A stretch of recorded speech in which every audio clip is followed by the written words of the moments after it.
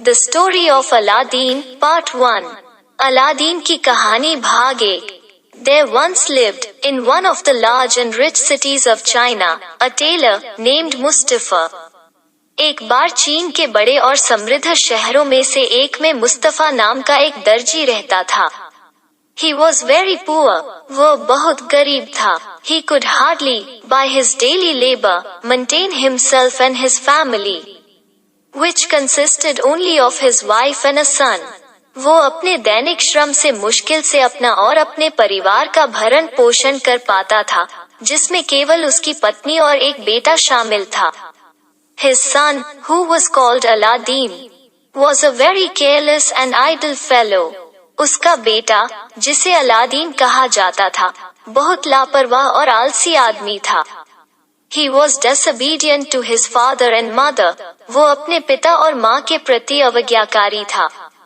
And would go out early in the morning and stay out all day, playing in the streets and public places with idle children of his own age. और सुबह जल्दी निकल जाता था और पूरे दिन बाहर रहता था, सड़कों और सार्वजनिक स्थानों पर अपनी उम्र के बेकार बच्चों के साथ खेलता था। When he was old enough to learn a trade, his father took him into his own shop and taught him how to use his needle. जब वो एक व्यापार सीखने के लिए पर्याप्त बड़ा हो गया, तो उसके पिता उसे अपनी दुकान में ले गए और उसे सिखाया कि उसकी सुई का उपयोग कैसे किया जाता है। But all his father's endeavors to keep him to his work were vain. परंतु उसके पिता के सब परिश्रम उसे उसके काम पर रखने के लिए थे व्यर्थ गए। Mustafa chastised him. मुस्तफा ने उसे ताड़ना दी।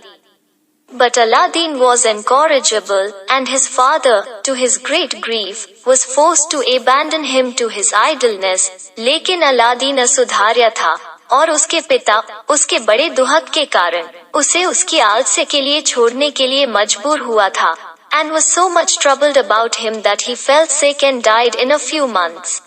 और उसके बारे में इतना परेशान था कि वो बीमार पड़ गया और कुछ ही महीनों में मर गया।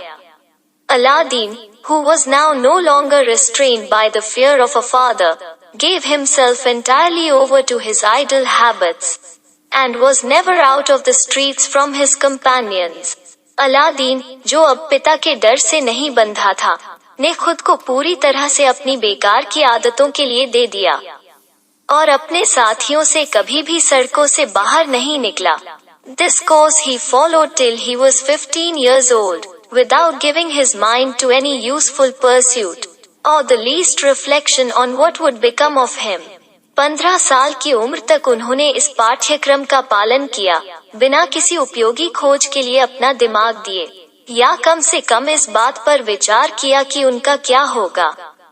As he was one day playing, according to custom, in the street with his evil associates, a stranger passing by stood to observe him. जब वो एक दिन खेल रहा था, तो प्रथा के अनुसार गली में अपने दुष्ट साथियों के साथ एक अजनबी उसे देखने के लिए खड़ा हो गया।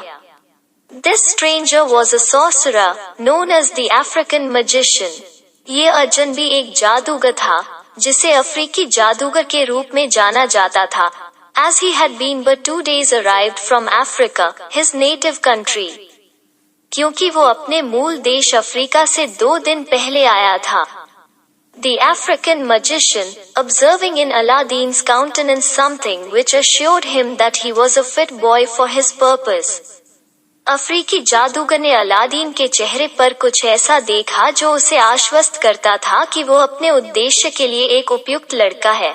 Enquired his name and history of some of his companions. उसने उसके कुछ साथियों के नाम और इतिहास के बारे में पूछताछ की।